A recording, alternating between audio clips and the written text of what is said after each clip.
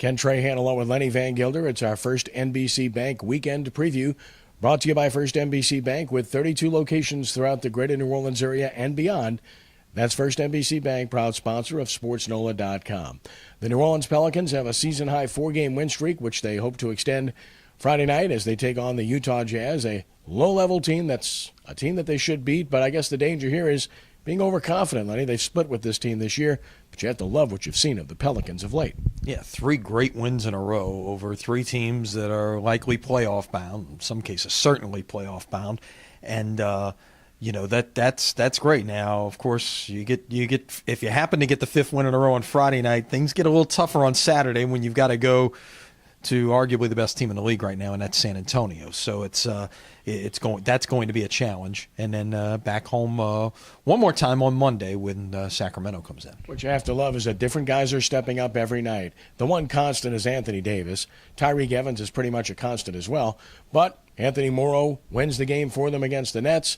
Darius Miller, of all people, steps up and pretty much wins the last game for them. So that's the sign of a good team developing depth. They have guys that are stepping up and taking advantage, the next man up theory and philosophy and thought process, and they're taking advantage when the opportunities present themselves. Yeah, they had to play with basically 9 guys against the Clippers Wednesday night, and yet despite having to go deep into the bench with guys who maybe haven't contributed so much over the course of the year, Darius Miller in particular, they managed to get it done against a very good Clippers team. Chris Paul did have an off night, but that's possibly attributable to the effort that the Pelicans put on him defensively. 4 teams into the Elite Eight in the NCAA basketball tournament. One, of course, is Cinderella. That's Dayton, an 11 seed, and that's a great story. Of course, they get Florida, the overall number 1 seed, who won over UCLA and played well. 4 more games Friday night to determine the final 4 teams to go with the other 4 in the Elite Eight, and we look forward to that. Of course, where women's basketball is concerned, Lenny, LSU on Sunday at Louisville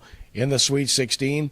This is a great job by Nikki Caldwell, but it gets even tougher because now they only have 8 available players. Yeah, they're losing players. John Kenny's career is over because of concussions, and it's going to be a challenge. They're going to face now on Sunday in Louisville exactly what West Virginia faced on Tuesday. And let me say this. It's, looking at the crowds at these games, they're not filling buildings, so clearly predetermining 16 sites for the first and second rounds isn't selling tickets. Why not either go back to a formula where you're going to 8 sites, going to fewer sites, or better yet, let's just reward the top 16 seeds a lot like you do in baseball. The fact that West Virginia 2 seed got to go play in Baton Rouge in the second round because LSU was a predetermined site, that's just unfair. Bad luck. It's bad luck on West Virginia's part. That's unfair. It was a very good team that unfortunately had to go play on a road game in the second round.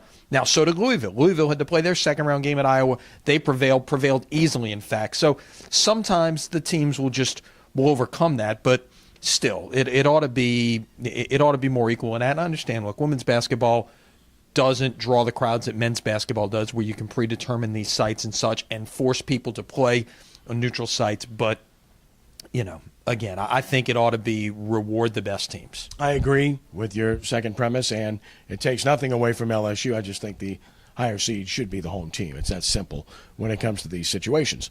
College baseball, big weekend. Louisiana Ragin' Cajuns from Lafayette have Western Kentucky. They are number 1 in collegiate baseball this week, have the best record in the country and playing great. Tulane on the road at Marshall. UNO at home against Corpus Christi of Texas A&M Corpus Christi. And, of course, where LSU is concerned, they're on the road at Florida. Delgado still number 2 in the junior college poll, so it's going to be another interesting weekend to tell us more about these teams. And kudos to Tulane for their first win over LSU since 2010. Yeah, good win for Tulane. They're on the road, by the way, if you like baseball with your coffee, you got a chance with Tulane. They're going to play at 8 a.m. New Orleans time on Saturday, 9 a.m. New Orleans time on Sunday. That Sunday game is a Fox Sports 2 national game, so you can check that out. It's a big weekend for LSU. A lot has been said about their offense and how they're slumping over the last couple of weeks. You know what, though? You've been around baseball a lot more than I have. Those types of things happen. They're cyclical. You just got to fight through them, not let it drag on for too long and kind of right the ship, so to speak. And, no better chance to do it than on the road against a Florida team that has not lived up to expectations thus far this year. Could not agree with you more. Of course, the first NBC Bank Prep Showcase continuing tonight, Friday night. You can watch the game between Trahan and Hahnville. Really good baseball game over at Hahnville. And if you like good pitching, you'll like this game. Yes, you will. And you'll see things like rocking chairs and, I've seen game-winning Nick balks. Saltamaggio with a new cap. Yeah, hey, there you go. And, I haven't seen a game-winning balk since Tulane UNO in 1982. Oh, we'll never let it go. We were on different sides then, but it's all good. Yes. So you can see a lot of things. No doubt. 8 o'clock tonight, WHNO. Right. Check it out. And, of course, we'll have more games to come next week where the showcase is concerned, so you won't want to miss it. Lenny, have a great weekend and stay dry. We'll do our best. That rain, go away. We need to get some baseball in, right? That's right. All right, that's our First NBC Bank weekend preview brought to you by First NBC Bank with 32 locations throughout the greater New Orleans area and beyond. That's First NBC Bank, proud sponsor of SportsNola.com. For Lenny, I'm Kenny. Have a great weekend and God bless you.